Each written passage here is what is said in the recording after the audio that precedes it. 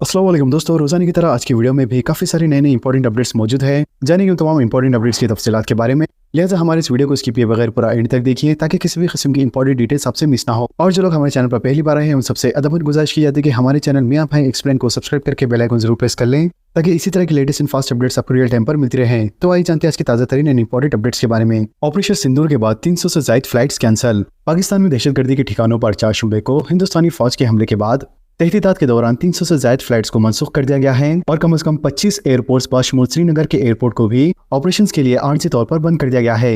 इन flights में Air India, IndiGo, SpiceJet, Air India Express, Akasa Air और बाज़ गैर मुल्की एयरलाइंस ने अपनी खिदमत मनसूख कर दी है। जरा के मुताबिक मुल्क के शुमाली और मगरबी हिस्सों में कम से कम 25 एयरपोर्ट्स को आर्जी तौर पर बंद कर दिया गया है। लिहाजा इन एयरपोर्ट्स में श्रीनगर, जम्मू, अमृतसर, पठानकोट, चंडीगढ़, जोधपुर, जैसलमेर, शिमला, धर्मशाला और जामनगर एयरपोर्ट शामिल है। इसके अलावा मुख्तलिफ एयरपोर्ट्स पर आने जाने वाली 300 से भी ज्यादा फ्लाइट्स को मजबूरी तौर पर मनसूख कर दिया गया है। तो वहीं दूसरी जानिब इंडिगो एयरलाइंस ने कहा है कि इसने 165 से ज्यादा परवाजें मनसूख कर दी हैं। इसके अलावा फिजाई तहदीदात की वजह से 10 मई की सुबह तक इन फ्लाइट्स को मुकम्मल तौर पर मनसूख कर दिया गया है।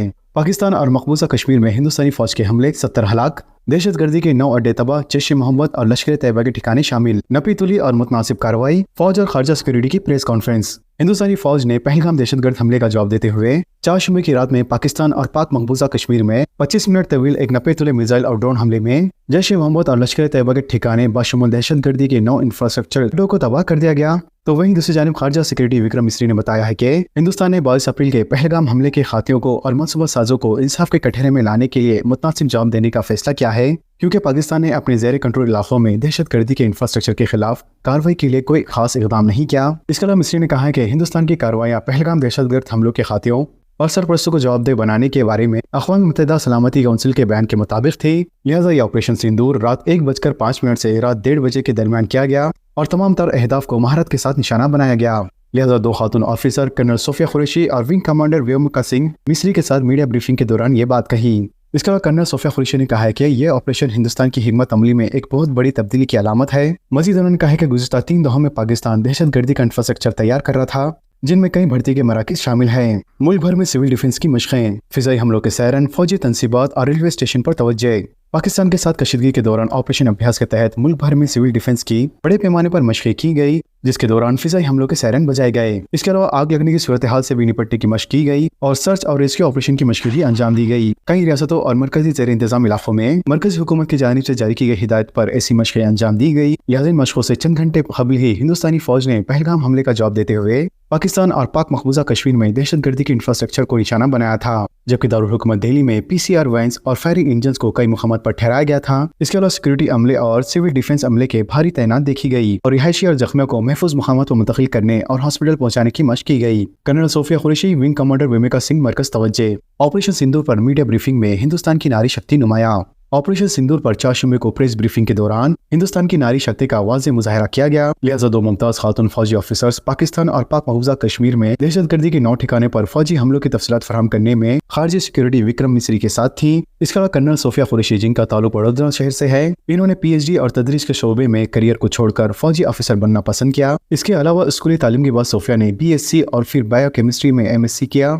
लिहाजा वो प्रोफेसर बनना चाहती थी और वो अपनी PhD के करीब थी, लेकिन इस मरहले पर उन्होंने हिंदुस्तानी फौज की वर्दी पहनना पसंद किया। इसके अलावा विंग कमांडर व्योमिका सिंह के बारे में कहा गया है कि जब वो 6वीं जमात में थी तो इनसे किसी ने इनका नाम का मतलब बताया और कहा कि इसका मतलब आसमान की मालिक होता है। लिहाजा इसी दिन इन्होंने पायलट बनने का फैसला किया और कड़ी मेहनत और मुशक्कत के बाद वो ख्वाब सच साबित हुआ। आज वो हिंदुस्तानी फौज में विंग कमांडर है और इन्हें ऑपरेशन सिंदूर के बारे में कौम को बताने के लिए मुंतखब किया गया।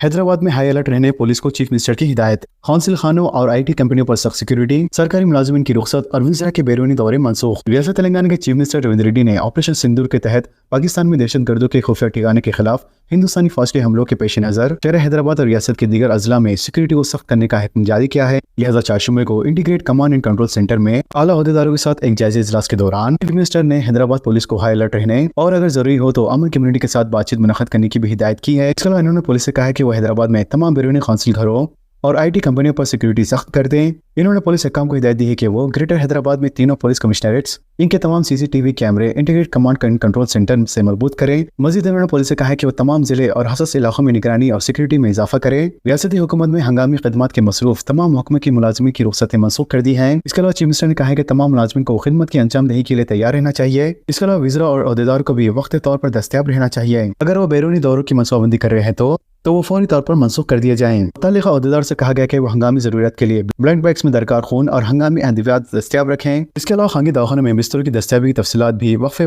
से अपडेट की जाए। पाकिस्तान के दहशतगर्द फैक्ट्रियों पर हमले की सताइश। रियासत तेलंगाना के चीफ मिनिस्टर रेवंत रेड्डी ने ऑपरेशन सिंदूर के तहत पाकिस्तान में दहशतगर्दों के ठिकानों के खिलाफ हिंदुस्तानी फौज की कार्रवाई की सताइश की है। लिहाजा यहाँ जारी करदा एक बयान के जरिए रेवंत रेड्डी ने कहा है कि पाकिस्तान में दहशतगर्दों की फैक्ट्रियों के खिलाफ हमलों से हमारा सर फख्र से बुलंद हो गया है और हर एक हिंदुस्तानी की शहरी की हैसियत से हम हिंदुस्तानी फौज के साथ खड़े हैं। इसके अलावा चीफ मिनिस्टर ने कहा है कि पाकिस्तान और पाकिस्तान मकबूजा कश्मीर में दहशतगर्द फैक्ट्रियों के खिलाफ हमलों से हमारे विखार में बड़े पैमाने पर इजाफा हुआ है। लिहाजा इस लम्हे को कवी सालमियत और एकजहती के तौर पर याद रखा जाना चाहिए और हमें एक ही आवाज में इजहार ख्याल करना चाहिए।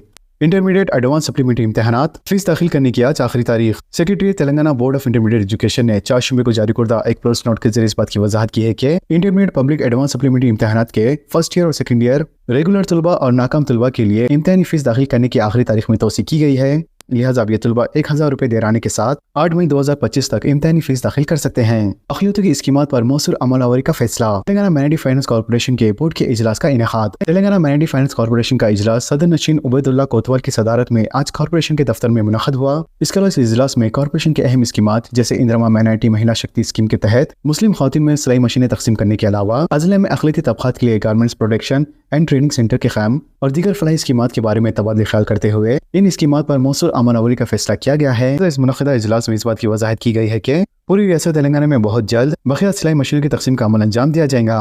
सोने की कीमत 1 लाख रुपए से ज़ायद हो गई। हिंदुस्तान के सराफा बाजारों में सोने की कीमत में 1000 रुपए और चांदी की कीमत में 440 रुपए के इजाफे के बाद 1 तोला सोने की कीमत 1 लाख रुपए से ज़ायद हो गई है। ऑल इंडिया सराफा एसोसिएशन के बमूजब 99.9% खालिस 10 ग्राम वजनी सोना दारुल हुकूमत दिल्ली में 1,750 रुपए में फरोख्त हुआ, जबकि 400 रुपए इजाफे से 1 किलो चांदी 98,940 रुपए में फरोख्त हुई।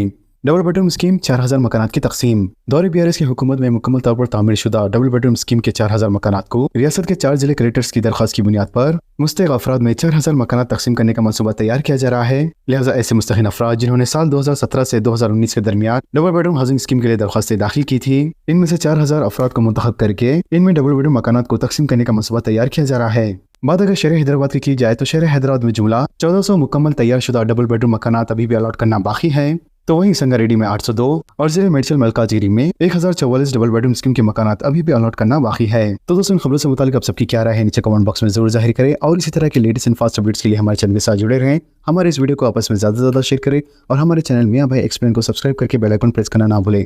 तो मिलते हैं अगली वीडियो में एक लेटेस्ट अपडेट के साथ। अल्लाह हाफिज़।